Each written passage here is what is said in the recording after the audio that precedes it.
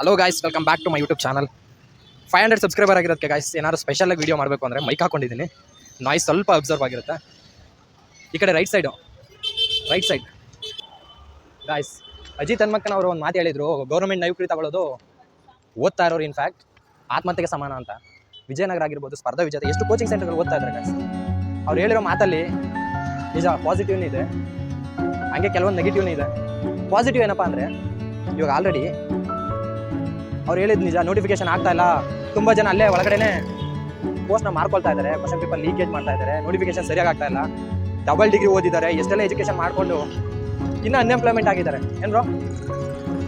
ಹಾಂ, ಇನ್ನು ಬೇರೆ ಯಾವುದು ಟ್ರೈ ಮಾಡ್ತಾ ಇಲ್ಲ ಆಗುತ್ತೆ ಅಂತ. ನನ್ನ ಫ್ರೆಂಡ್ ಒಬ್ಬಿದ್ದ, ಅವನು 20 ಏಜಲ್ಲಿ ಸ್ಟಾರ್ಟ್ ಮಾಡಿದ್ದಂತೆ, 32 ಏಜ್ ಆಯಿತು, 12 ಇಯರ್ಸು, ಏನು ಸಂಪಾದನೆ ಇಲ್ಲ. ಆಗುತ್ತೆ ಅಂತ ಕೂತ್ಕೊಂಡಿದ್ದು, ಆಗಿಲ್ಲ. ಸೊ ಅದನ್ನೇ ಹೇಳೋದು, ಒಟ್ಟಲ್ಲಿ ಗೌರ್ಮೆಂಟ್ ಎಕ್ಸಾಮ್ಗೆ ಓದೋದು ತಪ್ಪು ಅಂತಲ್ಲ, ಬಟ್ ಅದಕ್ಕೆ ರಿಸ್ಟ್ರಿಕ್ಟ್ ಮಾಡ್ಕೋಬೇಕು. ಒಂದು 2 ಇಯರ್ಸ್ 3 ಇಯರ್ಸಲ್ಲಿ ಮಾಡ್ಕೊಳ್ತೀನಿ, ಇಲ್ಲ ಬೇರೆ ಏನಾದರೂ ಮಾಡ್ತೀನಿ ಅಂತ. ಈಗ ಅವ್ರು ಹೇಳೋದೇನಂತ, ಎಷ್ಟೋ ಜನ ಓದ್ತಾ ಇದ್ದಾರೆ ಬಟ್ ಯಾರಿಗೂ ಸಿಗ್ತಾ ಇಲ್ಲ ಅಂತ. ನೋಟಿಫಿಕೇಶನ್ ಡಿಲೇ ಆಗ್ತಾ ಇದೆ, ಗೌರ್ಮೆಂಟ್ ನೌಕರಿ ಅದು ಬಿಟ್ಟರೆ ಬೇರೆ ಯಾವುದೂ ಇಲ್ವಾ ಅಂತ ಅನ್ಕೋಬೋದು. ಬಟ್ ಸರ್ಗೆ ನಾವು ಒಂದೆರಡು ಕ್ವಶನ್ ಮಾಡ್ಬೋದು. ಸರ್, ಈಗ ಆಲ್ರೆಡಿ ಬಂದು ನಾವು ಟೈಮ್ ವೇಸ್ಟ್ ಮಾಡ್ಕೊಂಡಿದ್ದೀವಲ್ಲ, ಈಗ ಬಿಟ್ಟರೆ ಬೇರೆ ಎಕ್ಸ್ಪೀರಿಯನ್ಸ್ ಸಿಗಲ್ಲ ಅಂತ. ನಿಜ ಅಲ್ವಾ? ಇಲ್ಲಿಂದ ಬಿಟ್ಟು ಹೋದ್ರೆ ಎಕ್ಸ್ಪೀರಿಯನ್ಸ್ ಇರಲ್ಲ ಒಂದು. ಮತ್ತು ಅವ್ರು ಇನ್ನೊಂದು ಹೇಳಿದ್ರು, ಊರಲ್ಲಿ ಅಂದರೆ ಮರ್ಯಾದೆ ಇಲ್ಲದೆ, ಅಸ್ಪೃಶ್ಯರು ಅಥವಾ ಮನೇಲಿ ಬೆಟರ್ಮೆಂಟ್ ಇಲ್ಲದೆ ಬರ್ತಾರಲ್ಲ ಅಂಥವ್ರು ಬರಲಿ ಅಂತ. ಈಗ ಎಷ್ಟೋ ಜನ ಬಂದಿರೋರೆಲ್ಲ ಅಂಥವ್ರೆ ಸರ್. ನಿಜವಾಗ್ಲೂ ನಿಮ್ಗೆ ಅದು ಜಾಸ್ತಿ ಕಾಣಿಸ್ತಾ ಇದೆ ಅಷ್ಟೇ.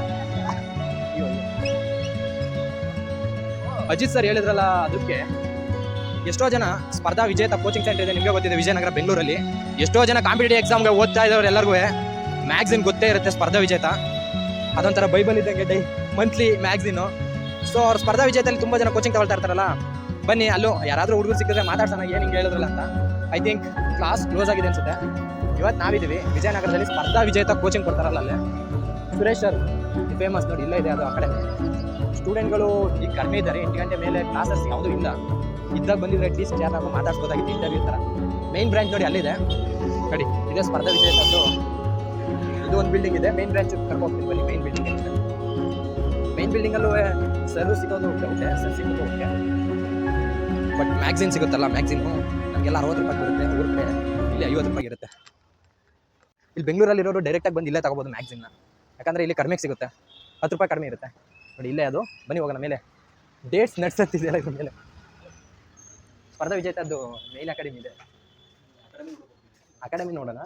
ಅಲ್ಲಿ ಮ್ಯಾಗ್ಝಿನ್ ಇದ್ದರೆ ಮ್ಯಾಗ್ಝಿನ್ ತಗೋಣ ನೋಡೋಣ. ರೈಸ್ 3rd ಫ್ಲೋರ್ ಇಲ್ಲ 4th ಫ್ಲೋರಲ್ಲಿದೆ. ನಮ್ಗೆ ಅದೇ ಅಜಿತ್ ಹನುಮಕ್ಕನ್ ಸರ್ ಹೇಳಿದ್ಮೇಲೆ ತಲೆಯಲ್ಲಿ ಎರಡೆರಡು ಓಡ್ತಾ ಇದೆ. ಗೌರ್ಮೆಂಟ್ ನೌಕರಿಗೆ ಈಗ ಓದಬೇಕಾ ಓದಬಾರ್ದಾ ಅಂತ.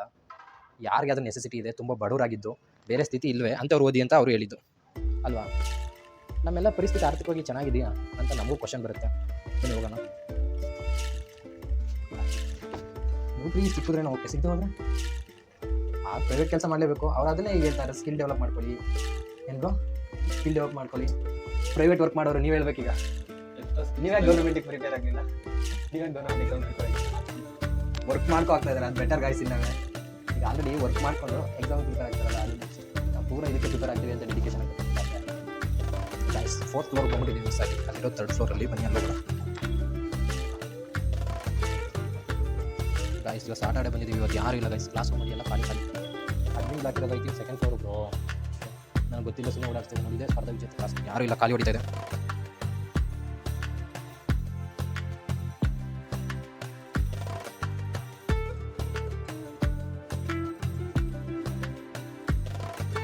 ಗಾಯ್ಸ್ ಸ್ಪರ್ಧಾ ವಿಜೇತ ಕೋಚಿಂಗ್ ಸೆಂಟರ್ ಇಲ್ಲೇ ಗಾಯ್ಸ್ ಬರೋದು. ಫೀಸ್ ಸ್ಟ್ರಕ್ಚರ್ ವಿಚಾರಿಸಿದೆ, 20,000 ಬರುತ್ತೆ. 20,000 ಕೊಟ್ಟು 5 ಮಂತು ಕೂತ್ಕೊಂಡು ಪ್ರಿಪೇರ್ ಆಗಿರ್ತೀವಿ. ಈಗ ಯಾವುದೋ ಎಕ್ಸಾಮ್ ಇಲ್ಲದೆ, ನೋಟಿಫಿಕೇಶನ್ ಇಲ್ಲದೆ ಹೋದರೆ ನೋಡಿ ಎಲ್ಲ ಖಾಲಿ ಹೊಡಿತಾ ಇದೆ ಗಾಯ್ಸ್. ನಿಜ ಏರಿಯಾಗಳು, ಸ್ಟೂಡೆಂಟ್ಸು ಅಷ್ಟೇನು ಪ್ರಿಪೇರಿಗೆ ಬರ್ತಾ ಇಲ್ಲ, ಯಾಕಂದ್ರೆ ನೋಟಿಫಿಕೇಶನ್ ಡಿಲೇ ಆಗಿದೆಯಲ್ಲ ಅದಕ್ಕೆ. ನೋಡಿ ಇಲ್ಲೆಲ್ಲ ಆಲ್ಮೋಸ್ಟ್ ಈ ಟೈಮಲ್ಲೂ ಎಷ್ಟು ಗಿಜ್ಗುಡ್ತಾ ಇದ್ರು. ಬುಕ್ ಶಾಪ್ಗಳಿದೆ ಅಷ್ಟೆಲ್ಲ, ಬಟ್ ಸ್ಟೂಡೆಂಟ್ಗಳು ಯಾರೂ ಇಲ್ಲ. ಪ್ರತಿಯೊಂದು ಮ್ಯಾಟ್ರ್ ಆಗುತ್ತೆ ಅಲ್ಲ. ಎಲೆಕ್ಷನ್ ಇದ್ದಾಗ ನೋಟಿಫಿಕೇಶನ್ ಇರಲ್ಲ, ಡಿಲೇ ಆಗ್ತಾ ಇರುತ್ತೆ. ಆವಾಗ ನೀತಿ ಸಂಹಿತೆ ಜಾರಿ ಇರುತ್ತೆ. ಆವಾಗ ಯಾವ್ದಾದ್ರು ಹಗರಣ ಆಯಿತು PSIದು, ಆಗಲೂ ಅಷ್ಟೇ ನೋಟಿಫಿಕೇಶನ್ ಇರಲ್ಲ, ಇನ್ವೆಸ್ಟಿಗೇಷನ್ ಇರುತ್ತೆ, ಎಲ್ಲ ಕೂತಿರ್ತಾರೆ, ಬರುತ್ತೆ ಅದು, ಆಮೇಲೆ ಸರಿ ಹೋಗುತ್ತೆ ಅಂತ.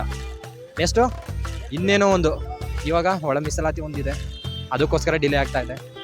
ಸೊ ಒಂದೆಲ್ಲ ಒಂದು ಪ್ರಾಬ್ಲಮ್ ಬಂದು ಗೌರ್ಮೆಂಟ್ ನೌಕರಿದು ನೋಟಿಫಿಕೇಶನ್ ಆಗಲಿಲ್ಲ ಅಂತ ಸ್ಟೂಡೆಂಟ್ಗಳು ವೆಯ್ಟ್ ಮಾಡ್ತಾನೇ ಇದ್ದಾರೆ. ಜೀವನ ಏಜು ಅಷ್ಟೇ ಇರಲ್ಲ, ಏಜ್ ಆಗೋಗ್ಬಿಡುತ್ತೆ. ನೆಕ್ಸ್ಟು ಮನೆಯವ್ರಿಗೆ ಏನು ಬದಲು ಹೇಳೋದಕ್ಕೂ ಆಗದೆ ಏನು ಮಾಡದೇ ಇರೋವಂಥ ಪರಿಸ್ಥಿತಿಗೆ ಬಂದ್ಬಿಡ್ತೀವಿ. ಅಮೂಲ್ಯವಾದ ಏಜ್ನ ಕಳ್ಕೊಬಿಡ್ತೀವಿ ಗಾಯ್ಸ್. ಅದೇ ಆಗಿತ್ತು. ನಾಲೆಡ್ಜ್ ಬರುತ್ತೆ, ಬಟ್ ಏಜ್ ಹೋಗ್ಬಿಡುತ್ತೆ. ಅದೇ ಆಗಿರೋದು. ಈ ಮೊನ್ನೆ PSI ಕ್ಯಾಂಡಿಡೇಟ್ಗಳು ತುಂಬ ಜನ ಅಲ್ಲಿ ಕ್ವಾಲಿಫೈ ಆಗಿರೋರು ಎಷ್ಟು ವರ್ಷ?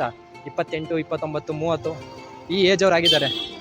ಅಂದರೆ ಗ್ರ್ಯಾಜುಯೇಷನ್ ಆದಮೇಲೆ ಅವರು 10 ವರ್ಷ ಕೂತ್ಕೊ ಓದಬೇಕಾ, 8 ವರ್ಷ, ಆವಾಗ ಅವ್ರು ಸಕ್ಸಸ್ ರೇಟ್ ಕಾಣ್ತಾ ಇದ್ದಾರೆ. ನಾವು ಅಷ್ಟು ವರ್ಷ ಕಾಯ್ಬೇಕಾ? ಮನೆಯವ್ರು ಸುಮ್ಮನೆ ಇರ್ತಾರ?